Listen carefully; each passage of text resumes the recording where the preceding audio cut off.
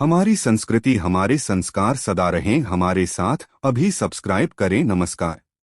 राम ने ताड़का का वध क्यों किया? यह प्रसंग बालकांड में आता है, जब भगवान राम और लक्ष्मण ऋषि विश्वामित्र के साथ पहली बार वन यात्रा पर निकलते हैं। यही यात्रा उनके जीवन की दिशा बदल देती है। यह कथा धर्म, मर्यादा और राक्षसी प्रवृत्तियों के अंत का प्रतीक है। मुनि विश्वामित्र कठिन तपस्या कर रहे थे, लेकिन राक्षसी ताड़का, उसका पुत्र सुबाहु और एक अन्य राक्षस मारीच उनकी यज्ञ विधि को बार बार बाधित करते थे। वे मुनियों के यज्ञ की अग्नि में मांस, हड्डियां, रक्त आदि फेंक देते थे। इससे मुनि बहुत दुखी और असहाय हो गए थे। राजा दशरथ से सहायता का अनुरोध किया।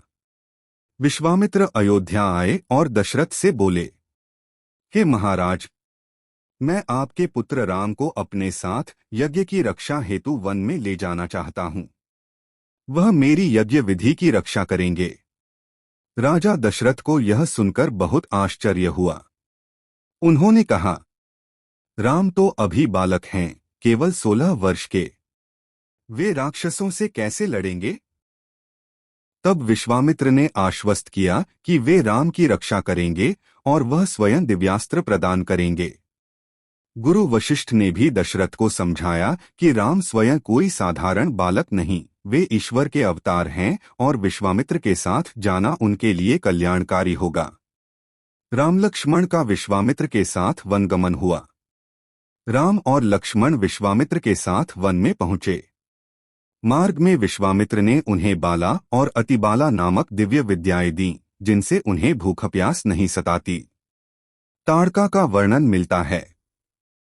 विश्वामित्र राम से बोले, हे राम, यह वन जो तुम देख रहे हो पहले बहुत सुंदर और समृद्ध था, लेकिन अब ताड़का नामक राक्षसी के कारण यह उजड़ गया है। वह यहाँ आने वाले मुनियों और तपस्वियों को मार डालती है।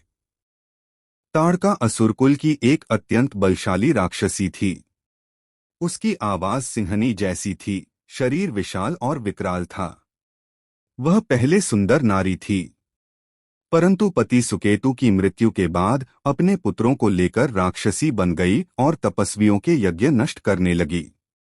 राम द्वारा ताड़का वध। विश्वामित्र ने राम से कहा, हे राम, धर्म की रक्षा के लिए पापियों का वध करना आवश्यक होता है, चाहे वह नारी ही क्यों न हो।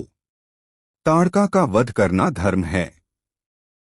राम को थोड़ी हिचक थी क्योंकि वह नारी थी, लेकिन गुरु का आदेश और धर्म की रक्षा के लिए उन्होंने धनुष उठाया।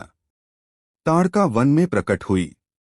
वह क्रोधित होकर दहाड़ने लगी और पेड़ पत्थर राम पर फेंकने लगी। राम ने पहले उसे घायल किया ताकि वह शक्तिहीन हो जाए।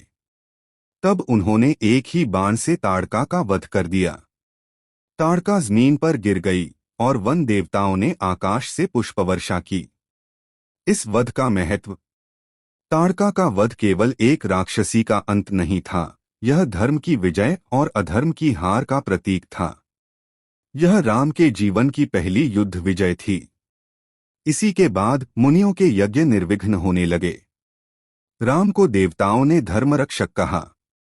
अधर्म का अंत अनिवार्य है, चाहे वह नारी हो या नर। आपको ये वीडियो पसंद आई हो तो कृपया एक लाइक जरूर करें और कमेंट में जय श्री राम लिखें। धन्यवाद।